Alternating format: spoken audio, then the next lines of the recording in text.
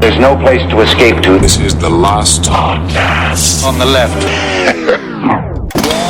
From your glade. That's when the cannibalism started. What was that?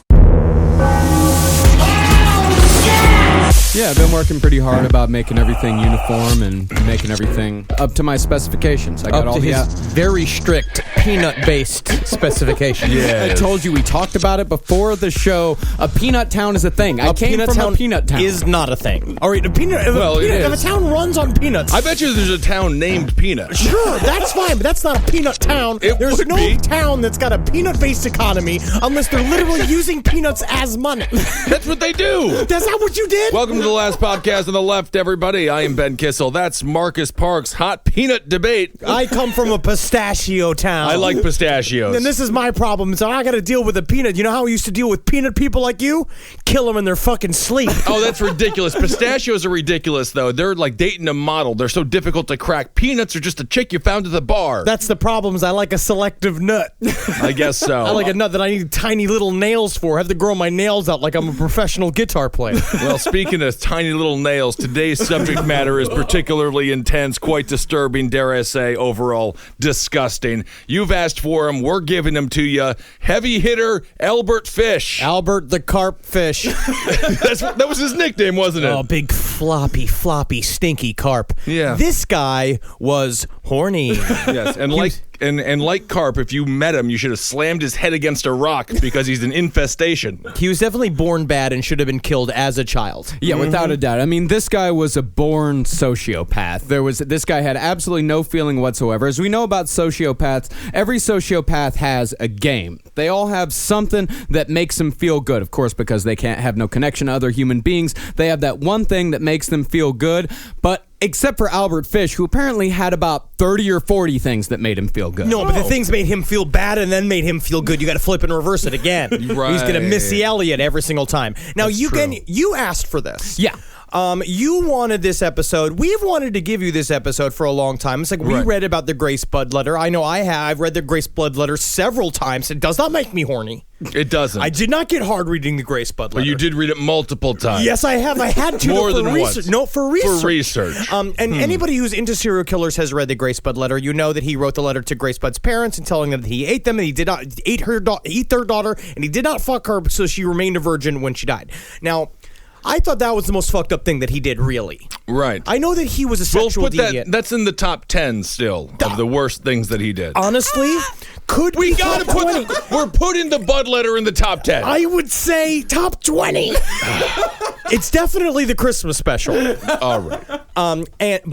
This story, a lot of today's episode comes from the book Depraved by Harold Schechter. Yep. The Kermit-sounding true crime writer. Right. Yeah, the same guy that wrote Deviant that was about Ed Gein. He also wrote a great book about H.H. Holmes, Harold Schechter, my favorite true crime author by far. All of his stuff is fantastic. And then, of course, he has a great book that is going on sale soon called Why Did She Leave Me?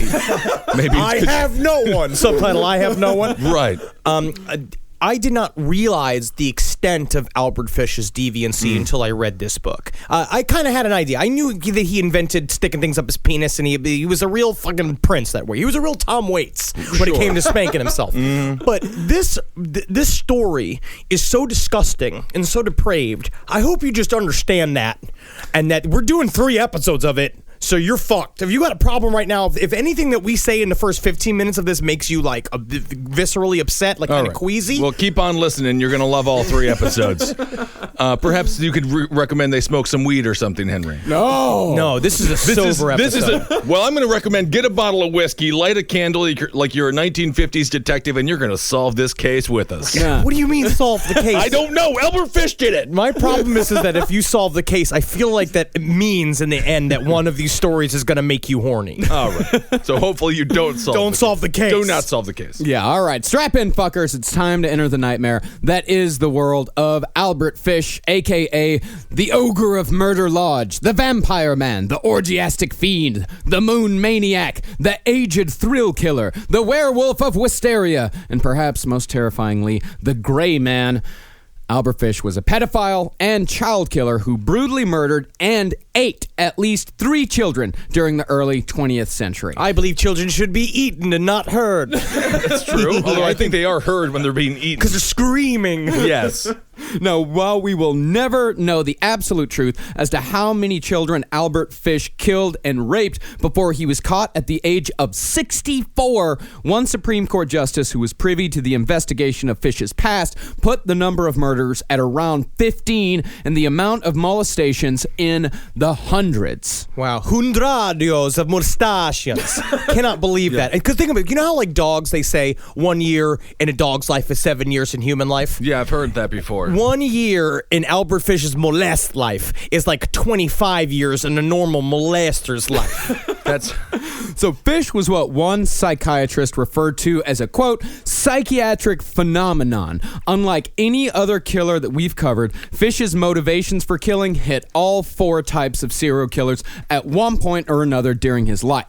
He suffered from religious mania and thought God told him to kill, making him a visionary killer. And we know that for a fact because during his confessions in his trial, he said that when he was talking to psychiatrists towards the end to desperately prove that he was insane to them, he said that Jesus came to him and told him he had to kill Grace Budd because if not, she was going to grow up to be a whore. Yeah. so he was trying to prove that he was insane. Yes. Yeah. We're going to get into that. Yes. Of course. And that, him saying that he killed Grace Budd so she wouldn't grow up to be a harlot, that would make him a missionary killer as well. And like almost all serial killers who murder children, and like many non-homicidal pedophiles, he was a power control killer. Now, what does that mean? That means that he likes to, basically, any child that died of suffocation, which is most of the children he murdered, we're going to see the same thing in Dennis Rader, where you can actively compare Albert Fish to Dennis Rader. Oh, yeah. Where it's about the slow murder. It's about the complete acquisition of somebody. It's why somebody goes for a small child instead of a big burly man. Yeah. Because the thing is, they don't understand that if you kill a big burly man,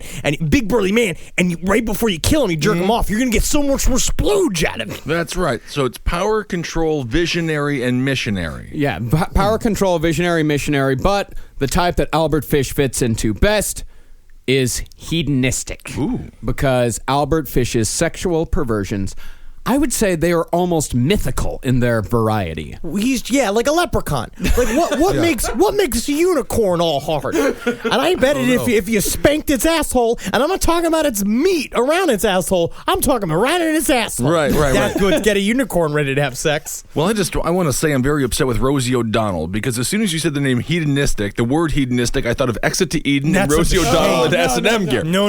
Is that what am I wrong? No. That's the most horrifying image I've had since we've been talking here. It's like a minion wrapped in leather. She has the same body as a minion. Who greenlit Exit to Eden? Okay, we have to move on. Can you imagine the man who's like, we need to get the most beautiful girl in the world to be in there, something to really get audiences in there, somebody who's still kind of funny, but someone beautiful. What about Rosie O'Donnell? Oh my God, it just came in my pants. That's an incredible idea.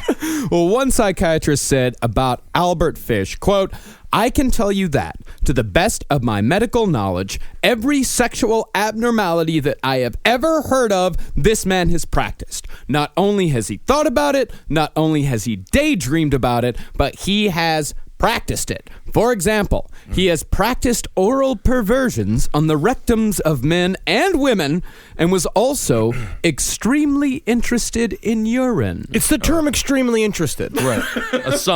A sommelier of piss. Because it's definitely, it's extremely interested just sounds like, it's like a geologist. Right. It also sounds like the urine's talking to him, as if it courted him at a bar or As something. if he's finally listening to the urine and not just treating the urine like it's a piece of meat, which is also strange. Yeah, that would 'Cause be strange. That would be more of a thing you do to a lump of shit, which you also like to eat. Oh, isn't that right? Yeah, that same psychiatrist listed no less than 17 different sexual perversions after interviewing and examining Fish after his capture. Although some of those perversions, like fellatio, cunnilingus, and homosexuality, haven't been widely accepted as perversions for many a year. They're great now. Yeah, they're great. However, the castration of himself and others, the habit of jabbing sharp implements into oneself or others for the purpose of sexual gratification, the eating of feces, the drinking of urine, and of course the sexualized cannibalism are still considered to be a little weird, even here in the 21st century. They're a little weird. Well, I mean, I think the stabbing yourself in the rectum with the needles is the strangest thing. Do you think so? I think so. Over cannibalism. Well, yes, because we have people who have crashed in the Andes or the Alps, and they need to eat one another for sustenance. This is sexualized cannibalism. In the Different. Andes, yeah, if you watch Alive, no one in Alive has a boner. We don't know that. They are wearing We snow do not pants. see, that's very true. I'm that- popping a 10. Yeah, can you imagine that? Them being like, oh, Pedro, oh, can't believe. When I finally I get to eat Pedro. I always wanted to be like a part of me forever. Is that weird? I know I'm just the goalie and I don't normally talk very much, but it's just kind of fun that now I got the power forward like inside me like all the time. And ladies and gentlemen, that's today's lesson. Never talk to the goalie. Never talk That's where to they a wear the goalie. mask. But above all of these sexual perversions, Albert Fish was a pedophile and, by extension, a murderer of children. Men who murder children almost always have some sort of sexual motivation for committing the act, and almost all of them are sadistic in the hours, days, or even weeks leading up to the actual murder. Well, what we're going to find out is not only did he do quick molests, but he also did molests that took place over many days. He would take children and he would hold them. He experienced and did every type of crime towards children that exists. And this is not cool. Yeah, I mean, this was kind of like, he was a lot like Dean Corll. But the difference between Albert Fish and Dean Corll, there were two differences. One, Dean Corll, he preferred high school boys, junior high boys, post-pubescent. Tawny men with kind of like abdominal muscles and like brown nipples, like kind of like, but not yet sort of growing I don't a know little about bit the of hair. brown nipple Yeah, thing. I think you're putting the brown... I don't think that was in The Man with I the think Candy. that's a Freudian slip. I think that you want a tiny man with brown nipples. No, I'm just saying what I imagine Dean Corll will be attracted to. Just a lithe basketball player he's got the natural V. He's got a pert little behind, but he's not a full-grown man. He's got a wisp of a mustache. Like a young D'Angelo.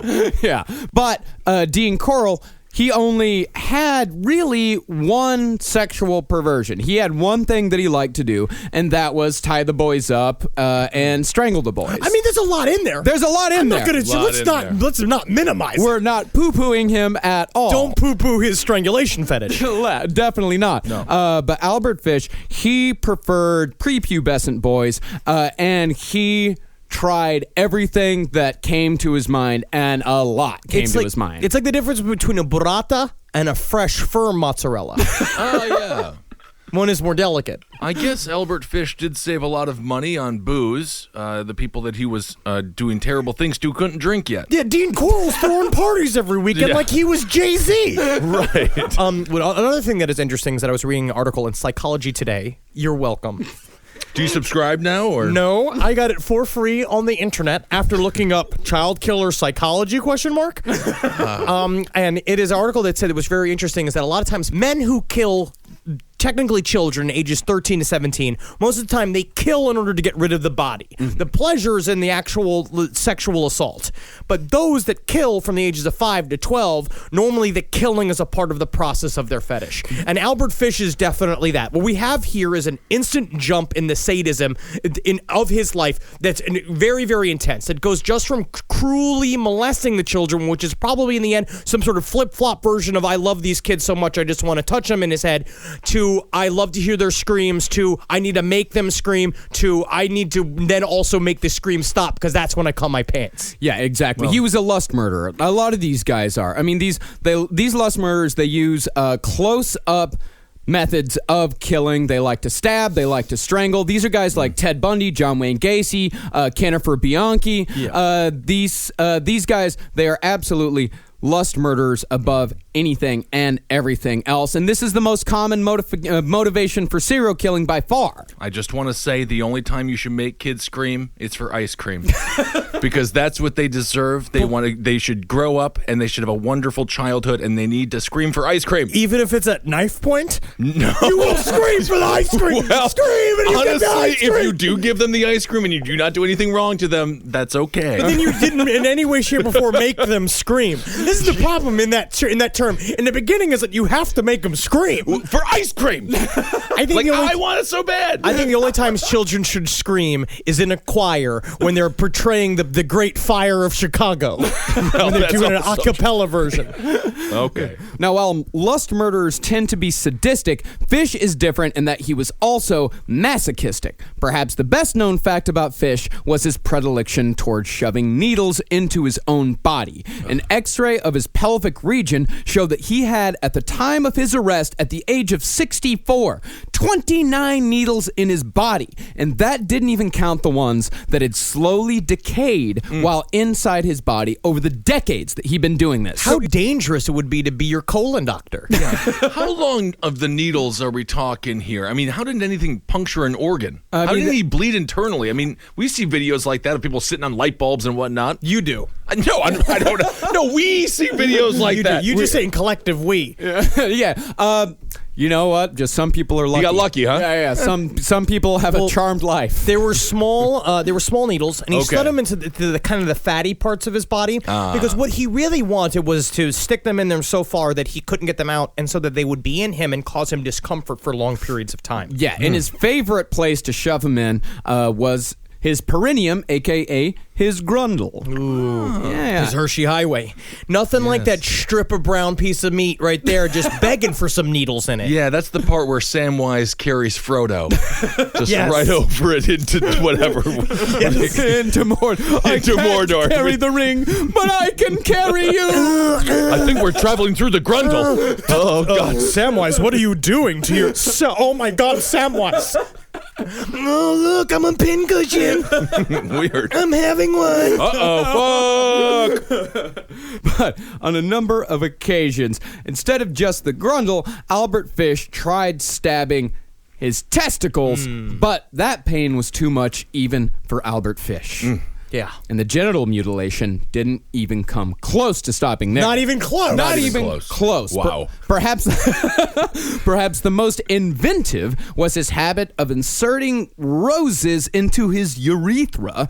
After inserting the rose into his dick hole, he'd prance around in front of the mirror, which I've actually noticed is oddly common among serial killers, the prancing in front of the mirror. A lot of guys do that. And comedians. Yeah, and I think that was Tiny Tim's last performance on the Johnny Carson show. Yes. I think he did the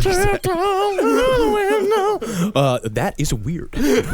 Weird. wild. Ed McMahon, what'd you think about that? Yes, drunk. And after the prancing and the shoving sexually satisfied Albert Fish, he'd remove the rose and eat it. Like a horse. Yeah, I guess so. Like, yes, that's true. I think you said this before, Kissel. It's like he was his own vase. Yes, he was his own table setting. Yes, he was like a little Italian restaurant. That's very It's nice. kind of cute. In a way, yeah. I mean, actually, if it started and ended there, I could still be friends with someone who I knew stuck roses up their urethra and pranced around. That's kind of a funny party trick. Yeah, so far, I mean, a lot of Albert Just Fish, that. like, if you went, like, if Albert Fish was, like, a quarter of what he eventually came to be, if you took out the molestation, if you took out the killing, if you took all of that out, Totally changed who he was. Exactly. Yeah, he would just be your super creepy friend that you invite every once in a while when you want to get weird. Like, I he's would the guy you get weird with. Never invite him. I would never, ever, ever invite him. If I had a friend, if I knew, no matter how good of friends, if I found out that, Marcus, that you went home and you had pins stuck up inside of your fucking grundle, I would say, we gotta stop. We don't know that he doesn't. That's true. So just don't say anything. Henry, you really need to bring your judgment dial. Right now, it's about an 8. I think you need to bring it down to about a 7. You need to bring it down. Actually, I'd say you need to bring it down to about a 4, my friend. For I'll be the carp fish, I'm keeping it at an 8. Wow. But it's true, because there's no problem with sexual fetishes, even extreme sexual fetishes. The problem is the killing of the boys. Yeah, And the lack of consent. Yeah, the lack of consent, the molestation, all that type of stuff. So, how did a man such as Albert Fish come to be? Let's start, as we always do, with his birth in 1875. Henry, set the scene for us. What was going on in 1875? Nothing but shit. Literally, the skies were brown with coal dust. You've got rattly carts going down the street. Women were forced to have sex with men with handlebar mustaches built into their pubic hair. Oh, like Williamsburg now. Yes. Which are trying to go back to these times. Yeah. The smell of curdled butter was in the air. Yikes. There was nothing but the radio, and the radio was just tales of how great we did killing Native Americans. Oh, that's true. Now, much of what we know about Albert Fish's life comes from a series of interviews he did with the psychiatrist who examined him after his capture. This was the guy that was charged with determining Fish's legal sanity, if he was legally insane or if he was legally sane, pretty much whether he would go to the chair or not. That man was Dr. Frederick Wortham. Comic book nerds might recognize that name as the guy who wrote a book called Seduction of the Innocent, which claimed that the rise of juvenile delinquency in the 50s was directly related to super violent comic books like Tales from the Crypt and all that. And it was because of Seduction of the Innocent that EC went out of business and the Comics Code Authority was created, which was in effect in comic books for like 30 years. It was weird shit, like you couldn't have a werewolf in a comic book. I just want to point out Marcus shoehorned comic books into the Albert Fish episode, everybody. It's a factoid. It's an interesting fact. I like it. It is very interesting. It's a very interesting thing because this guy, this shows that the Albert Fish trial actually had far-reaching consequences and ripples in American pop culture. That's very good turnaround. Thank you. That was very, very good. I love it. Now, you also remember that, so a lot of the stuff we know about Albert Fish comes from his mouth. Now, what we do know about Albert Fish is that with the mountains of sexual predilections he had, one thing he was truly obsessed with was writing letters and telling stories. He would write lewd letters to people in the classifieds. He would look up people looking for work or people looking for housing or people looking for husbands. He would find these addresses and send them disgusting letters. He loved shocking people. Yeah. So I also wonder where a lot of this information comes from, is that we're going to hear stories about Albert Fish life that come from Albert Fish. I think a lot of this shit was told to psychologists, number one, to prove that he was insane, and also number two, to shock them because that also got him super hard. And it's really just too bad Larry Flint wasn't around to collect all of his great stories, because then they could have been published in Hustler. Oh, this is far beyond Hustler. I don't know. I do. Yeah? I would say this is like... Hustler was pretty wild. Technically, if this was a magazine, it'd be called Hassler. Oh, I see.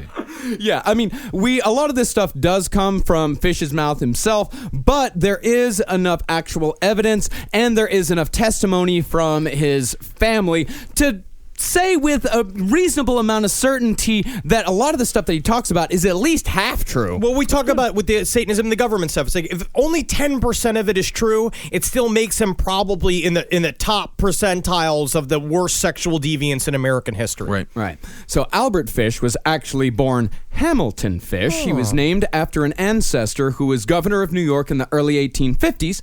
And had also served as Secretary of State for the Ulysses S. Grant administration. Oh, so he's important. He was. He was like a modern-day Jenna Bush. Yes. Well, this was a prestigious New York family. I mean, these people, he wasn't born into poverty or squalor like a lot of the serial killers that we cover. This guy was actually a part of New York political royalty. He had politics in his blood, and as we know, business executives and most politicians are sociopaths. Yep. So this is a direct extension of the qualities that are needed to succeed. Honestly, imagine that cousins were fucking here. Oh, I'm sure there was not a lot of people around. No, and so they were just the only ones they found attractive were people with the same sallow, like Hamilton skin and like weird Ulysses S. Grant haunches, like just big feet and big knees, Weird concave foreheads. long vaginas, Yes. all full of meat. So Fish changed his name from Hamilton to Albert when he was a teenager to escape his childhood nickname, Ham and Eggs. Now, this is the thing. I disagree with changing the name. Ham and Eggs is a fantastic nickname. It's a jazz man's nickname. It is. It's very fun. Because it just sounds like a guy being like, oh, ham and eggs, giving them breakfast again. It's just him playing mouth guitar. Yeah, you can't not tap your toe. No, as we said, Fish was born into a fairly well-to-do family, but really it could be cousins fucking each other because the psychiatric history was pretty fucked up. The psychologist who interviewed Fish, he found out, and also through records, that in 2 generations, there were 7 cases of extreme psychopathology on both sides of Fish's family, including an uncle who suffered from religious psychosis, an affliction that would drive Fish's murderous behavior throughout his entire life, but specifically around his mid-50s. And even his mother showed schizoid tendencies, hearing noises and seeing things that weren't actually there. And as far as his father, Randall Fish, went, he was 75 years old when Albert was born, 43 years older than Albert's mother. This is why we got to start tracking the Kennedys, tracking the Romneys, tracking every single political family now, and we have to figure out which one of them is a serial killer and murder them. Murder them when they're a baby. When they were a baby like Looper. We gotta test their blood as a baby, cut off one of their toes, and then give that to a doctor in a lab, test it for the serial killer gene. Or hold ice cream up to their face. If they don't scream for ice cream, they don't have any feelings at all. No, you was obsessed with screaming for this ice cream. I love ice cream. You literally go into an ice cream shop and go, ah! And they're like, he wants the Rocky Road. That's right. So the only memories that Albert Fish had of his father were his father's face and the nickname his father gave him, Stick in the Mud. No, okay. It's a disgusting nickname to have for a child. Number one, because how do you know by the time he's 5 that he's even a fucking party pooper? How do you know that he's a party pooper? No, I think Stick in the Mud is a disgusting nickname to have for an uncle. Yeah, Stick in the Mud is just being Nick. He's just like, yeah, because I'm the stick and my nephew's the mud. Right, that's more disgusting. That's more disgusting, but the problem is that why was Albert Fish such a party pooper to his father? Do you think that he just wouldn't give it up? Well, 2 reasons. 1, he was a bedwetter, and 2, he was extremely sensitive. Oh, yeah, that's right. He was a little bitch. But he also was, he was a very, that's what they said, highly, highly sensitive child. And he had one of the major trifecta of a childhood of serial killers, that he was in a very intense bedwetter until his mid-teens. Yeah. And the reason why Albert Fish had so few memories, just the face and the stick in the mud, was because his father, a riverboat captain until the day he died, dropped dead of a heart attack 5 years after Albert was born. He still had enough cum in him to get one last baby out there. Isn't that amazing? That's because his dad was Bluto. That's what we're learning here. His dad was Bluto. Interesting. Who's the Popeye in this story? Albert his Fish's wife. mother? Yeah. Ugh. Big forearms, crooked face. This week's sponsor for Last Podcast on the Left is Casper Mattresses. To give you a little background on Casper, an in-house team of engineers spent thousands of hours developing the Casper. It combines springy latex and supportive memory foams for a sleep surface that's got just the right sink and just the right bounce. Plus, its breathable design sleeps cool to help you regulate your temperature throughout the night. Mattresses can cost well over $1,500, but not the Casper. That one's $500. Twin size mattress, $600 for a twin XL, $750 for a full, $850 for a queen, and $950 for a king. Remember, Casper offers free delivery and free returns with a 100-night home trial. So if you don't dig it, they'll come pick it up, and you'll get your entire cost refunded. If you want to get $50 towards that mattress, go to casper.com/LEFT. and use the offer code LEFT. That gets you $50 off any mattress you want from Casper. Terms and conditions apply. So with the breadwinner out of the picture, Albert's mother shipped 5-year-old Albert to an orphanage where he would learn to associate pleasure with pain. And her excuse was the fact that she couldn't find work while having to care for Albert, which is very sad for him. Yeah. I guess. Yeah. And it did bad things to him, especially when you sent him to the orphanage called, like, Home of the Naughty Boy. Right. Now, it's a certainty that serial killers are created through a combination of nature and nurture. And I think that without a doubt, had Fish not spent the most formative years of his life in this awful, terrible place, he would not have gone on to be the person he eventually became. He would have been a sociopath, yes.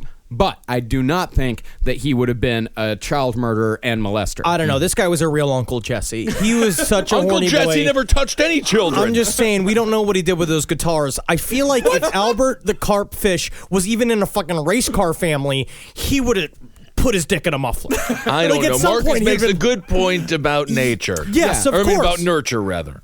Absolutely, of course. I could see him. Yes, of course. You're in an orphanage. Hot, sweaty boys. Nothing but gruel everywhere. Nuns slapping everybody, and they're all live. Fucking just lesbians running out of their towns. I understand Right. how that's a sexual pot of the coolest Danish fucking the pleasures that a man can imagine. But maybe it wouldn't have done it.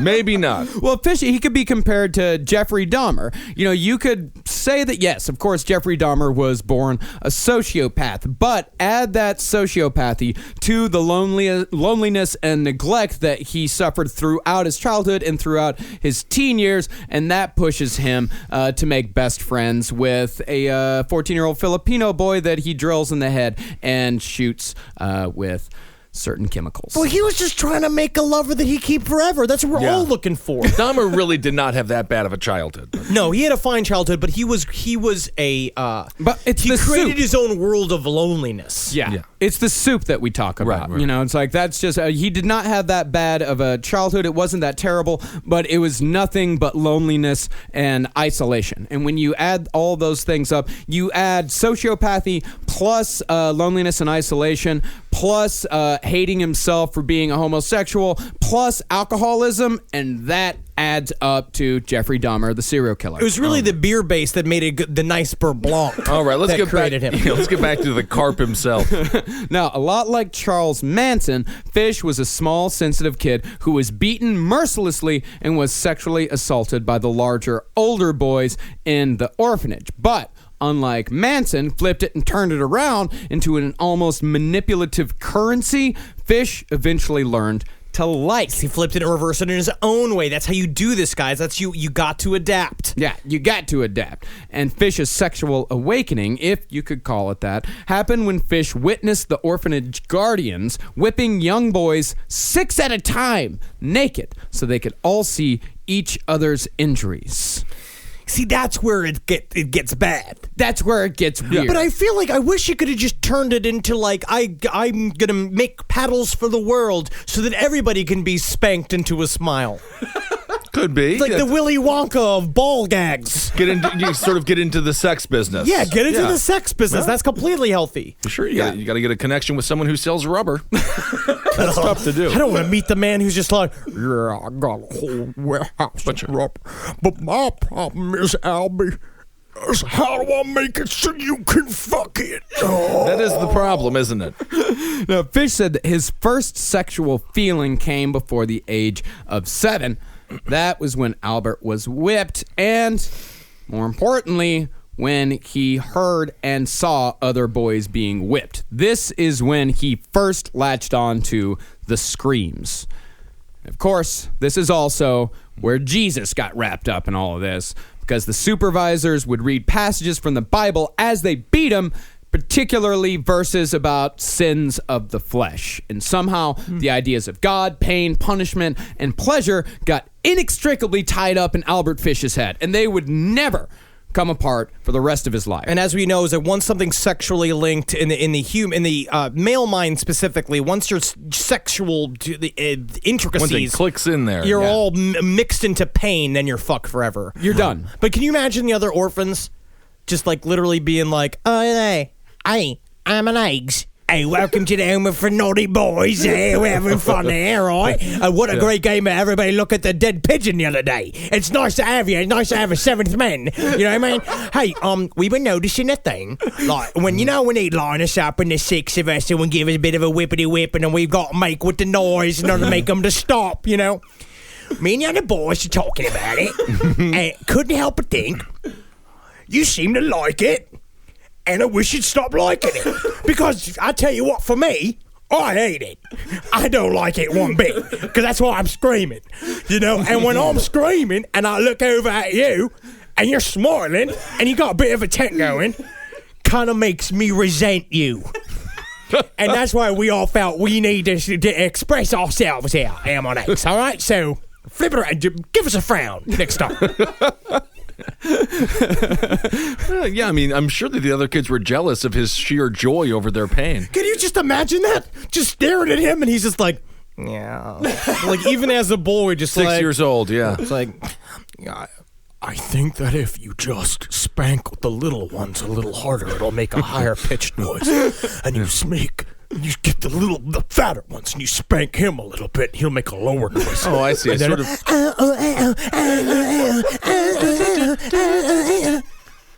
Yeah, like playing the glass wine cups. glasses. Yeah, the wine glasses.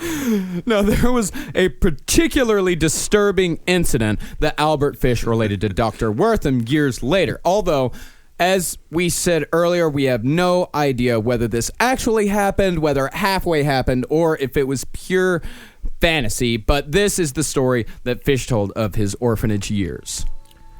I am a man of passion. You don't know what that means unless you are my kind. At the orphanage where they put me just before Garfield was assassinated, not the cat. Oh, okay. Good. It was the man, the president. There were some older boys that caught a horse in a sloping field. They got the horse up against a fence down at the bottom of the field and tied him up.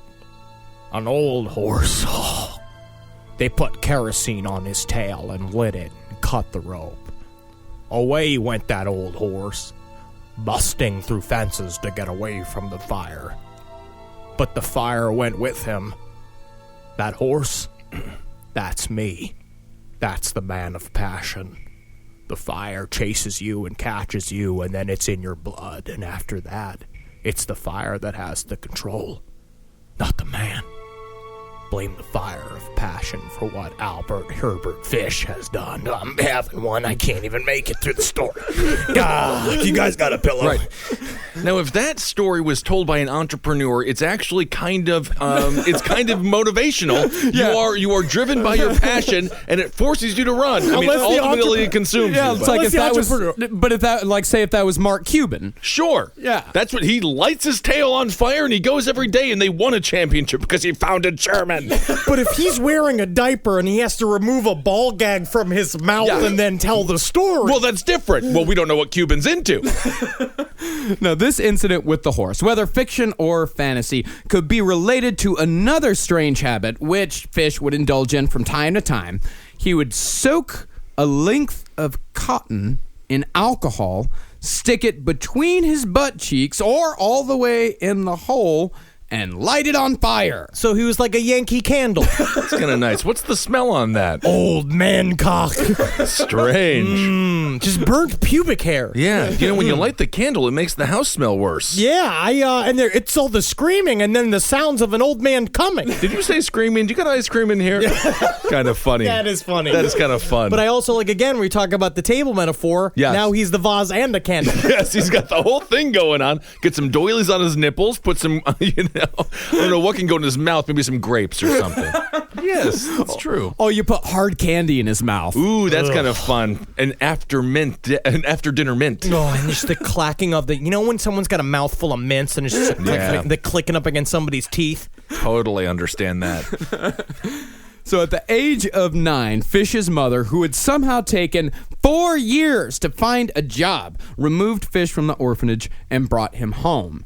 And at 12, Fish began a relationship with a boy who introduced him to the pleasures of drinking urine and eating feces, both of which would become lifelong habits for Albert Fish. Now, who is this mystery boy? He was a telegraph boy. We don't know his name. We don't know anything else about him. All we know is that he was a telegraph boy. Is He it didn't possible- live long. Did he not live long? No child that grows up drinking piss and eating shit lives. Fish lived until 64. Oh, or was touche. arrested at 64. He lived even longer. Well, it's like the girls from Two Girls, One Cup. Yeah. He put it into a place, right? It's like Albert Fish, like, focused that into, he wasn't just eating shit and drinking piss. He was Yeah. also spanking, and he had several jobs and marriages. This little boy Yeah. just gave him the gifts. It was like, when Gandalf shows up with the ring. Sure. So yes, perhaps the apprentice surpassed the master. Unless it was Albert like a, being the apprentice in this situation. unless it was a weird sort of like Mumbai scenario where they play with garbage and they treat it like it's toys. Where he just had shit and piss and he just thought it was food. Yeah, like somebody in solitary confinement. So Fish, he started visiting bathhouses every weekend to see nude boys and men, and soon after that began working as a corner boy prostitute. He even spent part of his 20s in Brussels working at a brothel where he specialized in giving and receiving flagellations. And I bet he got a lot of promotions. Yeah, because sure he had the power inside of him, a horse on fire, That's to it. spank everybody longer and harder than any one of the other broken prostitutes in that Brussels whorehouse. Whatever your passion is, just be the best at it. Find what you love and let it kill you, Charles Bukowski. That's right. So at 17, Fish began his career as a painter, an occupation that he would hold for the rest of his life for a multitude of reasons, specific to that of a pedophile and or child killer.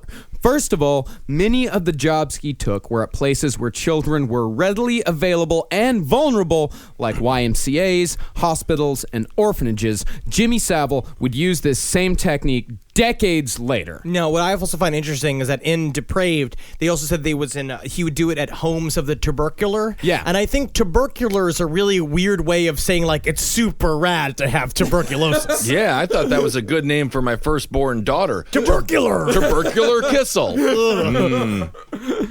The second advantage of being a painter for Fish was that the regular attire of a painter is usually overalls of some sort. But unlike the vast majority of painters, Fish almost never wore clothes underneath. This meant that Fish could very quickly become nude should the opportunity arise. So he wasn't like Bob Ross painting. No, he wasn't.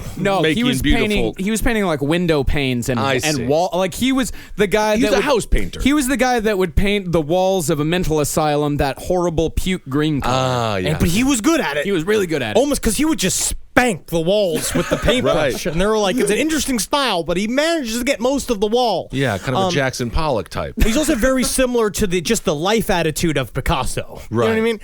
mean? But I got this jar of spicy pepper honey the other day. It was spicy pepper and ginger honey. And I opened it up. And I smelled it. Mm-hmm. And it's one of the worst smells I've ever smelled in my life. I can imagine. But I can imagine that that's what Albert Fish's fucking body must have smelled like. I like putting smells in there. What is it? A pepper? What? It's spicy. It's got black pepper seasoning in it with ginger mixed with honey, like an earthy honey, right? You know when they made that, they were like, what idiot's going to buy this? And then he's just like, just can it. Somebody buys it. Literally, it just says on it, it's like cab driver scented. Because that's how it smells. But can you imagine just seeing Albert Fish's bony body underneath these overalls, him winking at just going like, I'm going to need a little bit of help painting here. I can't seem to get the lower areas. Oh, God, little boy. Oh, God, help a painter. And that was like, which is really, not enticing. Not enticing at all. So he had no. to switch it up. Yeah, I agree. He had to switch it up. But that's the thing is that Albert Fish, he eventually went on to have 6 children. And he worked as a painter for nearly 40 years. So this guy, first of all, he knew how children thought. He knew what children liked. He knew how to lure them because he always set up in a basement or a cellar. And of course, he had 40 years to figure out the best ways to do it. And not only that, he also knew how to pack things up and get the fuck out of there. He was like the Orville Redenbacher of child molestation. Yeah, it kind of looked like him, too. Oh, yeah. Ooh. Actually, yeah, he really did. Everyone looked the same back then because there was no weight. Everyone was thin. There was no food. That is Interesting. That's really cool. What a good diet. Yeah. If only Michelle Obama could have seen. But if you look Poverty. at... Sheer Yes. poverty. If you... how long you been doing comedy?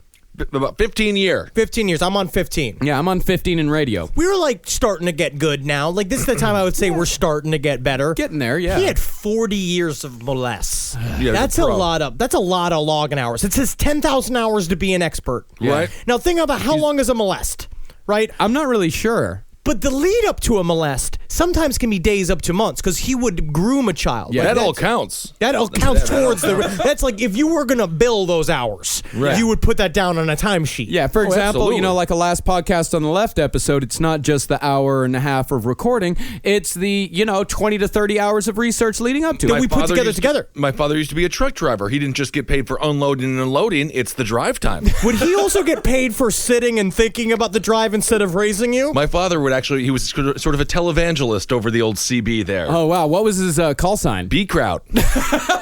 The big kraut, the Germans. So he was really good at it towards the end because he murdered Grace Budd at the age of 58. What we're going to find out is that letter that he wrote, the famous letter, is what's going to end up getting him caught. But that was 6 years later. So he got caught at the age of 64. So he had 6 years in the post game. Right. He had 6 years just still being out there searching for that ring. Yeah. Being a real LeBron. Yeah, we'll get into what he did there. I guess, huh? God knows what he did. Probably did a bunch of fucked up shit. Yeah. Because he never stopped. Yeah. He started at the age of 17 on a career of sexual depravity and then did not stop for 40 years. Do you think? This week's other sponsor, you guessed it, it's adamandeve.com. Go to adamandeve.com and for a limited time only, you'll get 50% off just about any item on the site. When you select your one item at 50% off, you'll also receive 3 free adult DVDs, plus a free mystery gift. And to top it all off, they'll even throw in free shipping on your entire order. adamandeve.com. Use the code LEFT at checkout. That's LEFT at adamandeve.com. Albert Fish. So Albert Fish, what he actually did, as far as the painting supplies, as far as moving around, every time after the molestation or the murder, depending on how brutal his actions were, he would move to a different neighborhood, a different city, or even a different state. Over his lifetime, Fish lived and worked in no less than 23 states, from New York to as far as Montana. And in every single state, he worked somewhere in which children were present and vulnerable. This guy, Albert Fish, was more than any other human that has existed. He is the boogeyman. Sort of Chikatilo-esque as well, the way that they moved around. Yeah, I mean, he was able to go from place to place, and he had absolutely no restrictions, because, of course, there's no sex offender registry. None of these cities are talking to each other. They don't even know what he looks like. I mean, how long did it take to catch H.H. Holmes, who had 3 screaming kids along with him? And he was literally cackling like a madman the entire time. Yeah. But Albert Fish got the name of the Gray Man early on. Like, it was a thing that they would talk about this gray man that would show up, which is terrifying in the first place. It's like literally like that's what you got. That's what your legacy left, is literally being called the Gray Man, because his skin was like, he had very, very, very pale complexion and that loopy, fucking disgusting, what used to be icy blonde mustache now becomes slowly gray by the time he was like 25. Yeah. I mean, he must have been perceived as relatively worldly to somebody in Montana, they're never out of Montana for the most part, specifically during this time.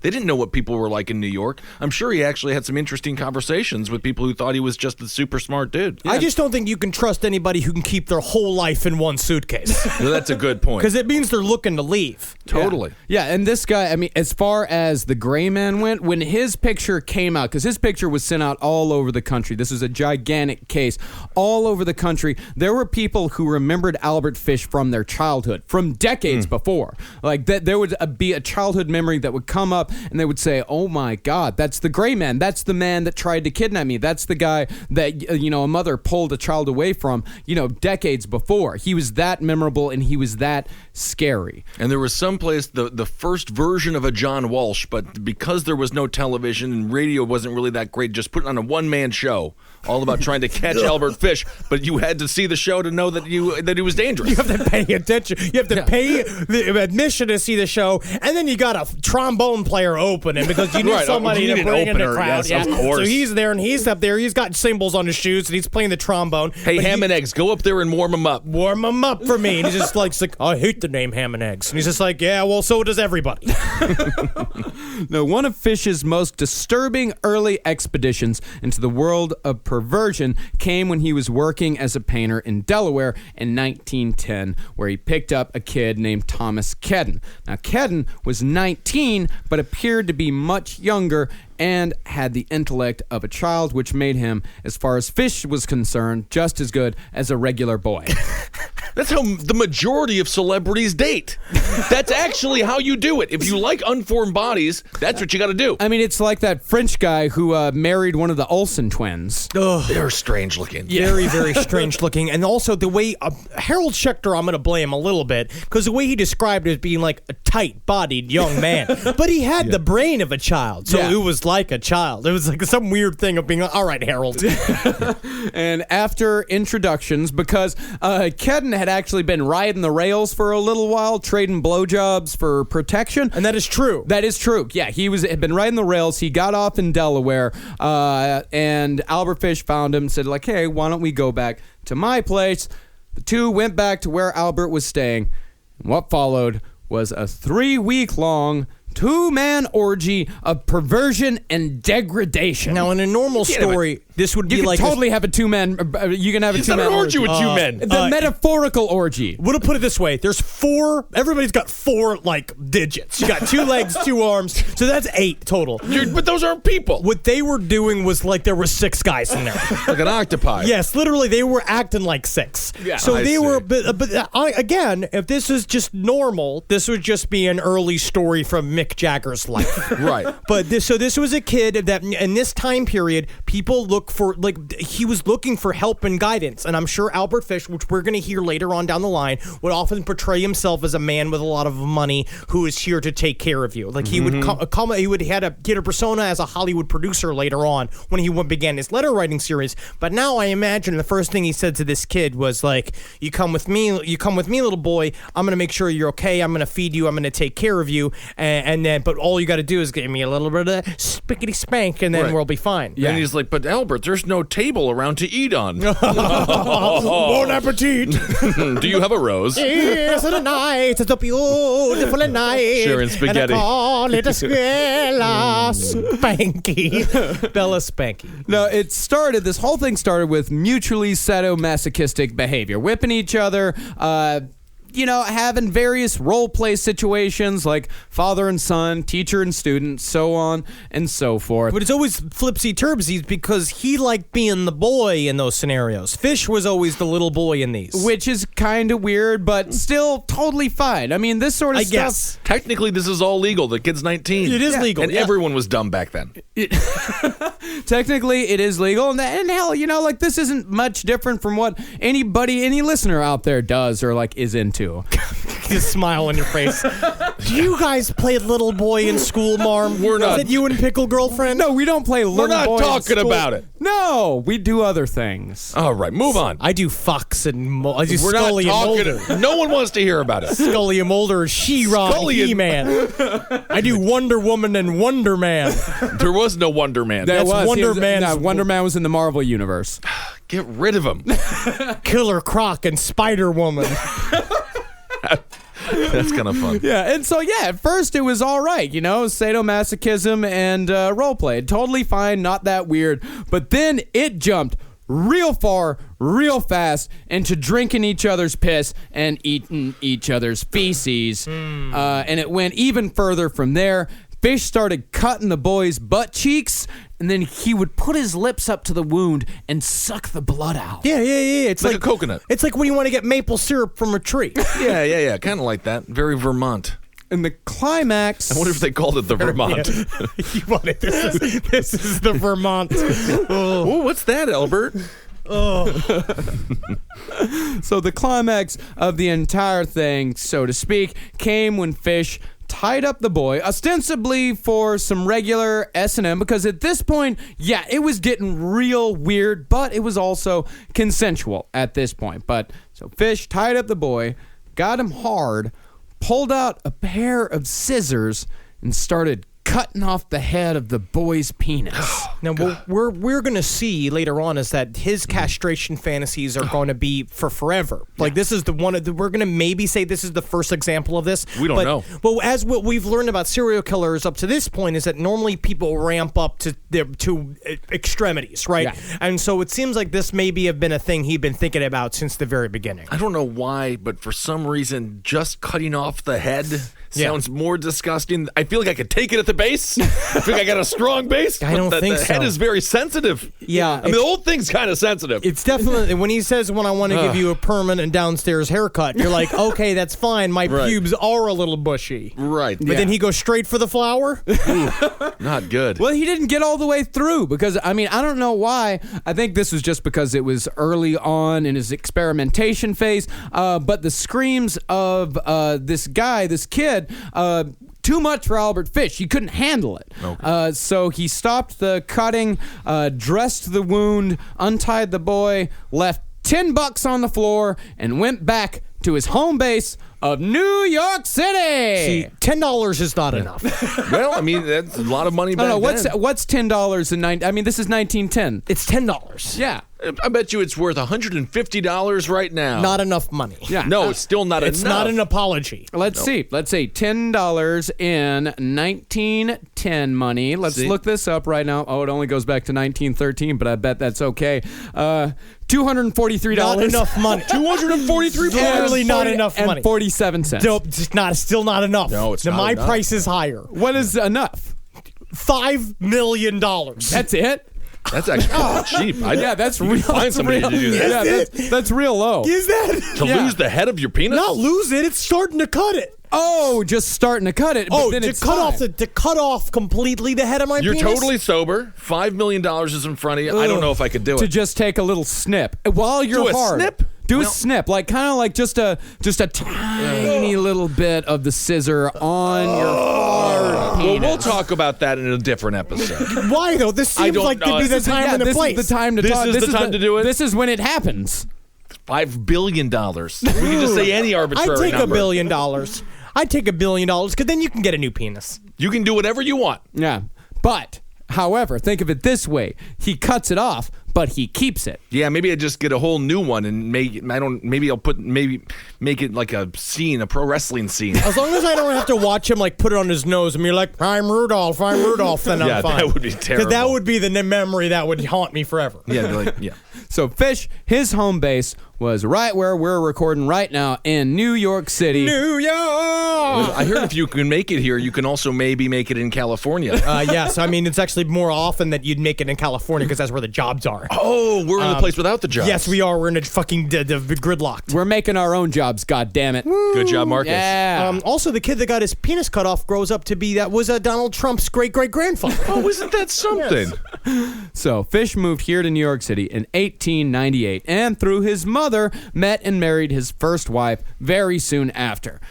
Fish, thing you got to know about him, he was eventually married 3 times, but he always chose women who were either into or at the very least tolerated his sexual perversions. But if you listen to the testimony of any of his 3 ex-wives, tolerated is a mild way to put it. The shortest of his marriages lasted 10 days before the woman realized what she had gotten herself into and lit out. Because there's a problem. I understand. If it's your birthday and you like to have a thing done to you, it is like a thing. There's a thing you like to do. It's like, it's a special occasion. That's fine. Oh, sure. But Albert Fish needed extreme sexual torture every time. Too much. And it gets down to him like, I've worked 9 hours at the mill. Right. Or various other jobs, which I assume in 1910 all involve some form of mill. You toiled in a place where you're literally, wherever you worked in 1910, you're covered in soot. Yeah, not fun. You come home covered in soot. Albert Fish is there. He's got a fucking tablecloth over his head. He's just like, bon appetit. I hear it's our reservations at 9:15. And it has to be that way every single time. You're going to get out of it. It would be exhausting. It really would be. I mean, let's go through the typical courtship of Albert Fish. In January of 1930, Fish was wooing a widow that he had met through one of the matrimonial agencies that was popular at the time. This is 1930. You're in the Depression. No man is going to want to take on a few more dependents in addition to a new wife. Now, what I will say, I'll put this ahead. This is also after the fact that Albert Fish has already had 6 children with the woman that he was married to for 20 years. She left him for a lover that was a boarder in their house, which is interesting that she stuck around for so long. Yeah. Until they got a young man living in the house. There's some weird boarder. I believe his name is Jacques. No, John Straub. John Straub. And so she left with him, and so he is now free to be as freaky as he wants to be. And so he goes and he joins these weird matrimony connection bullshitty things that he shows up at this widow's house. You know what I'm going to say? Good for her. Good for her. Good for her. I'm going to say good for her. So on the first night that Albert came calling, he reportedly acted like a fairly normal human being. A little creepy in appearance, but for the most part, in behavior, fairly normal. He got acquainted with the widow and her children and made plans to come over the next night. The next night is when the games began. The first game was called Buck Buck, How Many Hands Up? And all of these games came with a costume. Before playing the game, Albert would go into the bathroom and come out wearing nothing but a pair of brown shorts. And Harold Schechter again went on to specifically say they were very thin. Yeah. And I also don't know how he knows that. I think it's more of like he just assumed. Well, maybe if he's like me, it sounds like Fish is dressing exactly like an uncomfortable European relative. They have different standards. The first time I was ever in Germany, I was like, what are you people wearing? Yeah. Very strange. It is a very... I mean, Germany is a strange country full of strange people. They're flopping all around. When they're not wearing neon Adidas jumpsuits. Well, that's changed now. Well, this is how one would play Buck Buck How Many Hands Up. Albert would hand the children a paintbrush that he had brought along with him. He'd tell them, hold a certain number of fingers up in the air, and I'm going to try to guess how many fingers you're holding up. And if I guess wrong, you're going to spank me with the paintbrush in correspondence to however many fingers you're holding up. For example, the kid has 3 fingers up. Albert says 5. The kid hits him 3 times. And Albert was reportedly very bad at guessing. Oh, so he's bad at the game. That's weird. It seems like then why would he want to get punished? It seems weird. Yeah, that is weird. I just want to also clarify, technically it should be Buck how many fingers up, because the answer is always 2 He in was his hands. legitimately just improving the name. He was making this up as he goes. I'm just saying these kids could have just been like, trick question, it's always 2. He was being a regular Robin Williams in this scenario, see. and he literally was just figuring shit out as he was going. He was like, how do I get them to spank me? Finger games. And it's like, that's all he could think of. But sometimes you can't be totally accurate if you're an improv comedian. I'm Drew Carey with Whose Line Is It Anyway? I give you a 7. Kind of fun. Yeah. Yeah, they'd play this game every night for an hour until Fish introduced another game called Sack of Potatoes Over, which I really don't want to get in a sack of potatoes. I would like to get over. I'd like to get into it. You want to get into it? I would like to get into it. It's right here. It's called Sack of... So this is from the little girl's court testimony from the book Deranged. Sack of potatoes over. And how was that one played? Inquired Dempsey. He put on those little trunks, and then he would throw us up on his shoulder, and we would slide down his back, and we would scratch him with our nails. And by the time we would get through playing, why, his back would be red. Jesus. I don't think... I mean, it's tough to say which one is worse. They're all disgusting. I don't know why, but Sack of Potatoes Over, that one creeps me out more. Because I think there's an actual skin-to-skin contact. With Buck How Many Hands Up, at least it's just a Yeah, but paintbrush. Sack of Potatoes Over, you can just pretend like you're a drunk cat going down the curtains. No, that's what it is, though. That's what he wants you to be. He wants you to be normal. He's the curtains? He wants you to be normal? Yeah, you're normal. He's the curtain. I want to be Heathcliff. No, you can't be Heathcliff. I always liked Heathcliff more than Garfield, by the way. Because you love the homeless. That's right. It's not a fun game. No, it's not fun for anyone. And it is a very weird way to get to know the woman you're dating's children. And keep in mind, this is day 2. We're just into 48 hours here. Yeah, this is not too long into the courtship. And each game got... this was a grooming process. And each game got progressively weirder and more violent. The third game, Albert Fish came over with a sack of small needles. And he told the kids, all right, this game is that we're going to see how many needles we can shove underneath our fingernails. What do you mean by game? This doesn't seem like a game. That's the thing, is that normally in a game there's points and prizes. Yes. Yeah, but he told them that's what we're going to do. And the kids said, no, this hurts quite a bit. And he said, okay, well, I'm going to play by myself. And he shoved multiple pins underneath his fingernails until both of his hands were covered in blood. And again, each one of these things on their own aren't necessarily the worst thing that's ever happened. Mick Foley, for example, the great professional wrestler, did the exact same thing as a child. Like, literally used to roll around in thumbtacks to toughen himself up for the future Japanese death matches. That's different. He was weird. Yeah, he was weird. Yeah, I'm just saying. Just weird. And he loved Christmas. Everyone loves Christmas. Albert Fish definitely loved Christmas because then he could put on a beard to hide his identity. Yes, but we all had a creepy friend who would poke themselves with needles. No. We didn't? I did not. Marcus?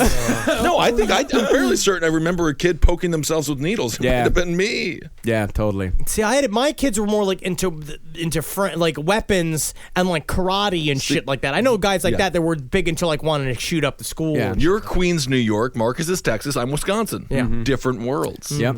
The weirdest thing about all of this, I would say.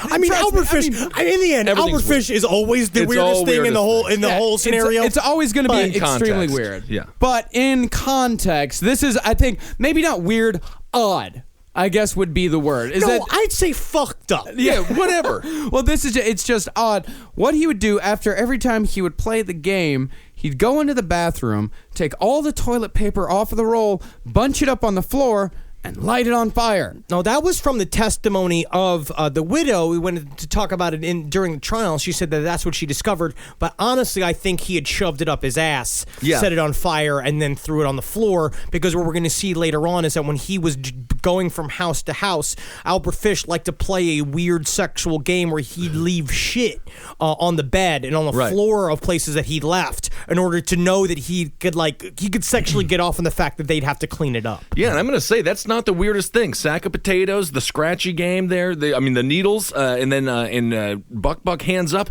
This reminds me almost on par with what the Wet Bandits did in Home Alone. It's very just lighting similar. toilet paper on fire in the bathroom before you leave. That's kind of humorous. And for what Daniel Stern did in that film, I imagine he was very deeply sexually aroused. Well, that's the entire time. If you really want to think about how disturbing Home Alone could have been.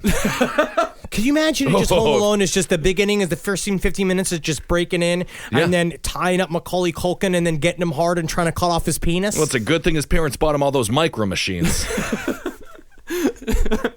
Now, these weird games, the weird toilet paper on fire habit, he did this every single night for 10 nights straight, alternating between the games, always with the fire. And despite all of this, the widow agreed to marry him after 10 days. And she was present for all this. The kids, you can understand, you can understand, kids, they don't know what's normal. They don't know. They trust adults. And like we said earlier, Albert Fish had a lot of kids. He had 6 kids. So he knew how to normalize pretty much anything. It reminds me of pretty much the only funny thing that Mad TV ever did, which was their lowered expectations. Yes, lowered expectations. I mean, unbelievable. Yeah, and she was at this woman, this widow, she was present for all this, but it seems like she was fine with all this shit happening to her kids, but when it came time for her to actually participate in Albert Fish's weird bullshit, she only lasted 10 days. Or she just found out that he loved the band Chicago.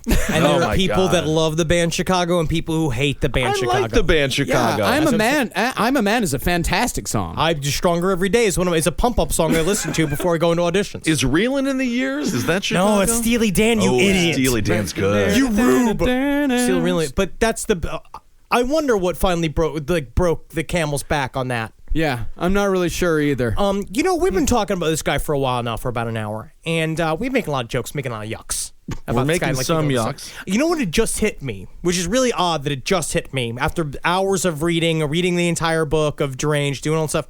Are we doing a greater good for society, or are we creating a world that's worse? I actually don't know. Number one, I don't know. And number two, this man's very frightening. Yes. Are you just not? You're just not getting that? It's really interesting if you really think about it. It's like he literally is a vision from a nightmare. He's like everything you want. He looks like a kindly old man. Yeah. He knows how to manipulate children. He becomes known as the Gray Man. He is a villain. He is literally like Freddy Krueger. Yeah. Like what Freddy Krueger was before they set him on fire and then he became a dream monster. Hours of research, multiple documentaries, multiple readings of books, pages, words. It's not until just now that I realized that he's very scary. What did you think he was before? Sort of a Henny Youngman? I just keep kind of focusing on how horny he was and what a naughty boy he thought he was and the sounds of spanking. It was mostly just kind of grossed out by an old man being sexually active. That's really what I was mostly afraid of, is the sexually active nature of an old man, which is kind of sad for me that I did that, because eventually we will be old men and we will be horny and we will feel like we need sex and love, and then I will feel gross about that myself. No, but you can have sex sex until the day you die. Yeah, I know this. Now I realize this. What I really should have been upset about is the murder. molestings and the murders. Yes, this is. I'm happy that you got here. Yeah. I'm happy you got there. How you're feeling is how I feel for 20 to 30 hours every single week. Yeah. So, welcome. He's very frightening. He is the definition of horror. Yeah. He is awful. He I is. tell you I mean- what, I would have socked him one. I would have punched him. I would have loved to beat him to death again like a carp. Well, I mean, as frightening as he was to this family, to these children, even after his crimes came out, he kept in contact with a couple of these kids. And his kids. He was very close with his kids, especially his daughters. He did not do anything to them. We're going to go into that into later episodes. But he had a very tight familial unit, which is fucked up. Makes him very similar to Dennis Rader. Yeah. I thought you were going to say Donald Trump. I mean, yeah. Look at the way he touches Ivanka. Maybe they didn't have sex, but they kind of had sex. Ugh. Yeah, but they actually exchanged letters while they were while Albert Fish was in prison. They exchanged a lot of letters, and this letter that Henry's going to read right now, this is a letter that Albert Fish wrote to his stepdaughter on the occasion of her 18th birthday. Now, again, remember, Albert Fish was sexually, compulsively writing letters. Yeah. It was a sexual thing as well. So the beginning of this letter starts with it saying, I wish I could send you $20 so you could buy a new watch. But I just bit off this dude's penis in prison. I had to give him my 20. I gotta give him $20 because now the price keeps going up. Of course, inflation. My Every God. time. Dearest, sweetest Mary, Daddy's step kitty. So my sweet little big girlie will be 18 on the 28th. I wish I could be there. You know what you would get from your daddy. I would wait until you were in bed, then give you 18 good, hard smacks on your behind. You speak of being at the big games fun. Here in New York City, there's nearly always some kind of game going on. In the public schools and all of the YMCAs, they have large swimming pools. If a man or a boy wants to use this pool, he must take all of his clothes off and go in bare naked. There is one of the largest pools in the U.S. in the West Side at YMCA, and sometimes there are over 200 men and boys, all of them naked. Any boy or man can go in and see them for 25 cents. Now you know, well, sweet honey bunch, that most all girls like to see a boy naked, especially the big boys. Do you know, sweet Mary, what the girls do to get in and see the show? Many of them have boyish bobs. They dress up in their brother's clothes, put on a cap, and go to the Y. Quite often a boy will come out of the water and stand so close to a girl dressed in boy's clothes she can and does touch his naked body. Be careful, all of you, my sweet kitties. Don't go outdoors in the snow unless you have on rubbers. Now listen, my little miss, don't you keep me waiting so long for another of your sweet dear letters. If you do, someday I shall come out there again and give you another sound spanking. You know where. I mean, it's like if your earbuds unplugged from your work computer during that, I apologize for you being terminated immediately. I just wish my father, because I talk to my father like maybe 2 or 3 times a year. Sure, that's all you got to talk to a dad for. You never have to talk to your dad. That's one of the greatest things about being guys. He knows we exist. You know what I mean? He He already doesn't did even his care. job. Yeah. I just wish he stopped telling me how to see boys naked at the YMCA every Yeah. single time. Yes, and by Ask the way, me how the weather is there and the differences between the weather here and the weather there. I'm not letting this Barbara Streisand Yentl thing go.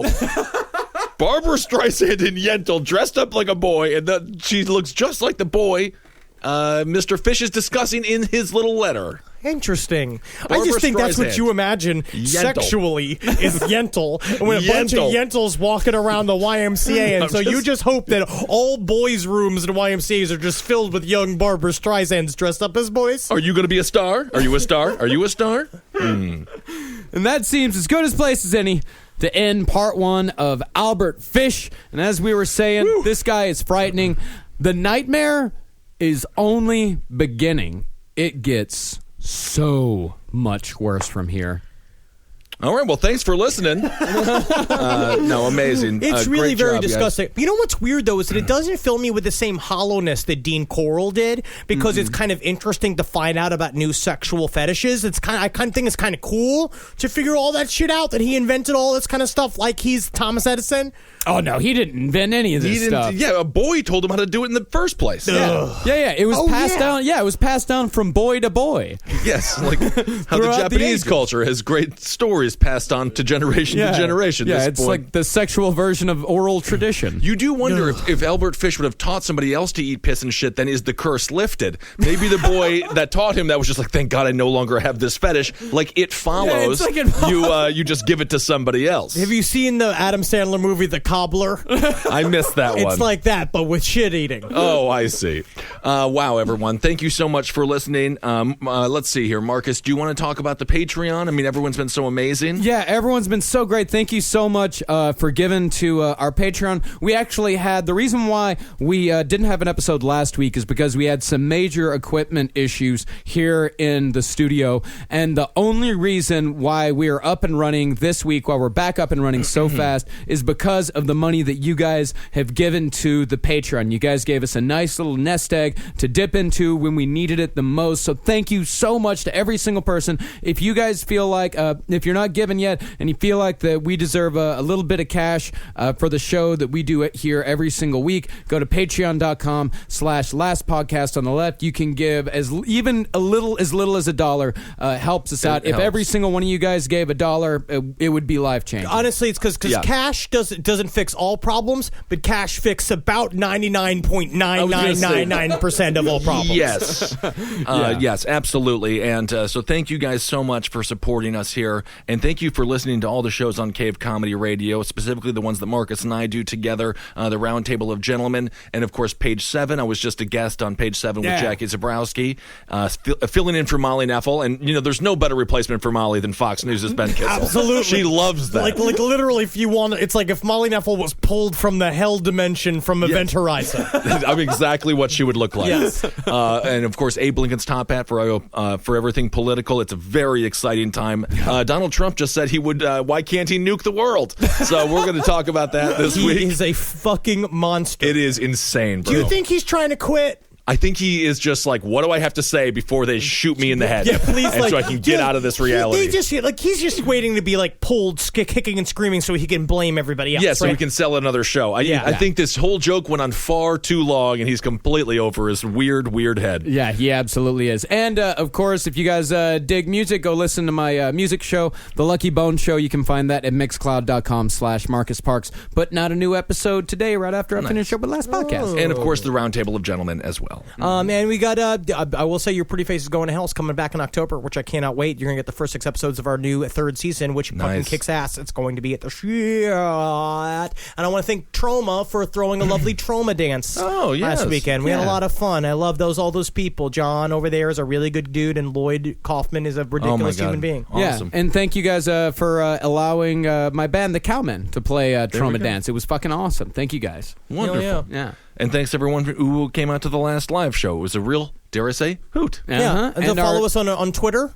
At Marcus Parks, at Henry Loves You, at Ben Kissel. That's it. And our next live show is coming up on August 19th in Baltimore at Auto Bar.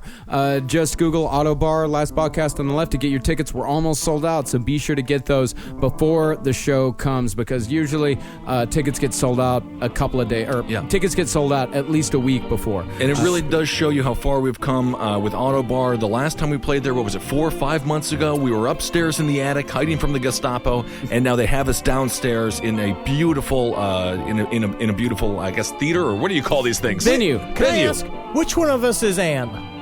Anne Marcus Frank? is actually Anne. Are you the Anne Frank? Yeah, because I think you're the one who would just be like, she's up here. And then I'd be like, hello, gentlemen, I am one of yours. Hi, hail Hitler. Everybody having a good time? Huh? Well, you want some cashews? All right, hail yourselves. Hail Satan. And hail Geen. Also, I'm going to ask Satan today. Satan, please, Satan, can you make Donald Trump shit his pants 1 point today?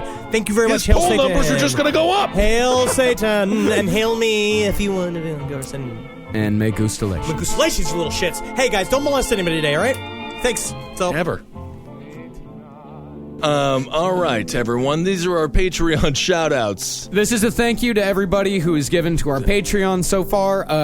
Every single person who acts. This is a thank you for the people who have given to Patreon. Thank you so much. Let's see here. I'm just going to read the list. Yeah, and if you want to give to Patreon, go to patreon.com/lastpodcast on the left to get your very own shout-out. Very exciting. These shout-outs are fun for everybody, and I want to give a special shout-out to one of my favorite people in the game of Clue. I don't think he did it, Bob Peacock. Bob Peacock, thank you so much for giving. Mark Heron, thank you so much as well. Cody Stewart, you sound like a NASCAR driver, but you're smarter than that.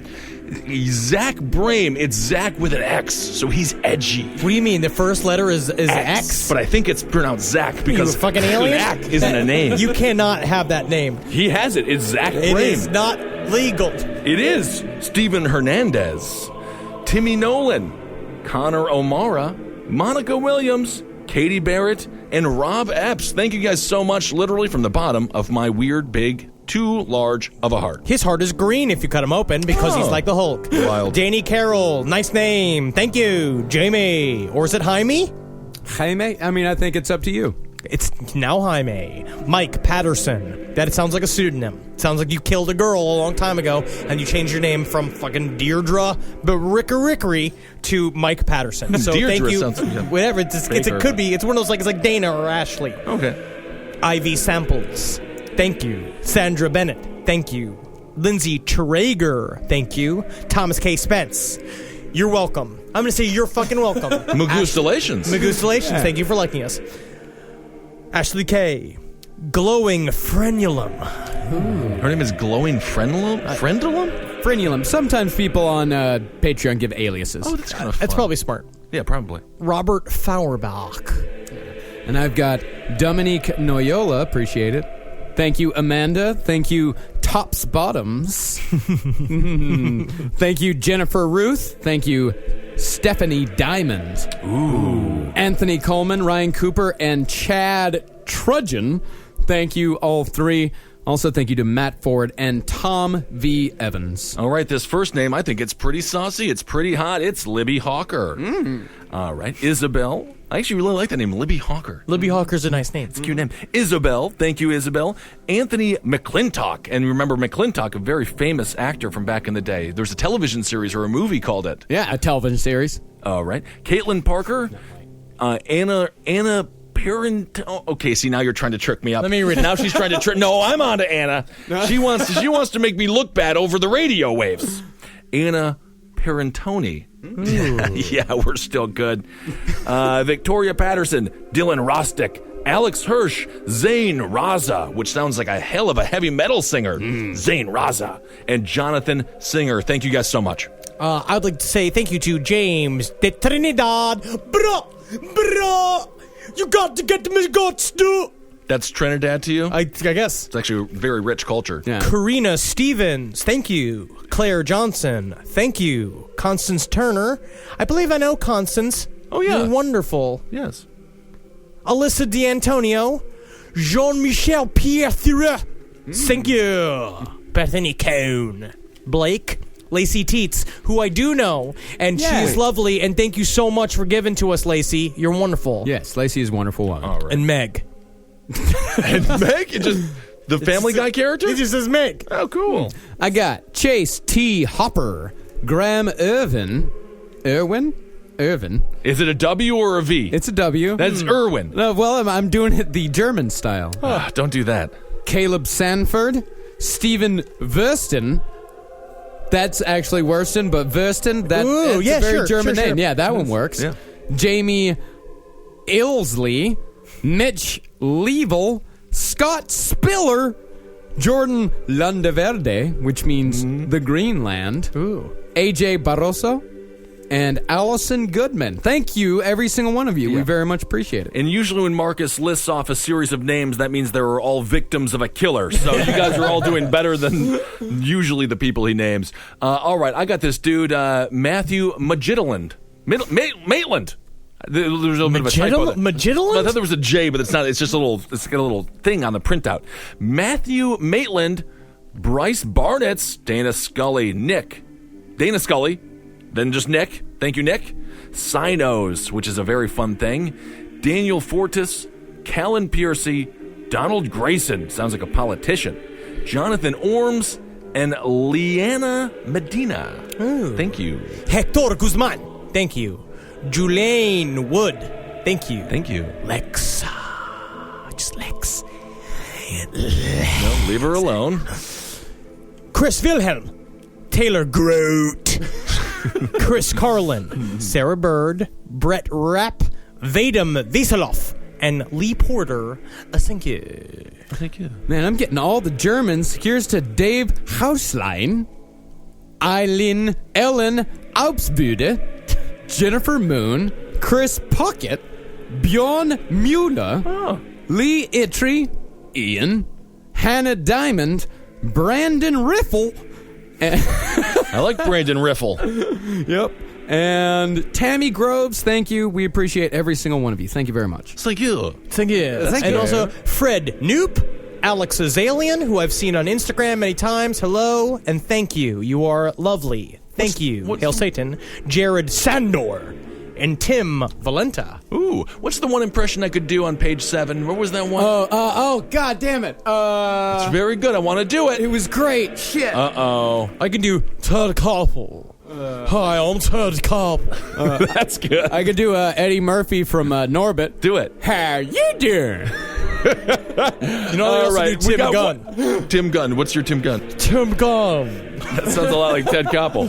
All right. Leah Murphy. Thank you. Mickey Pang. Thank you so much, Mickey.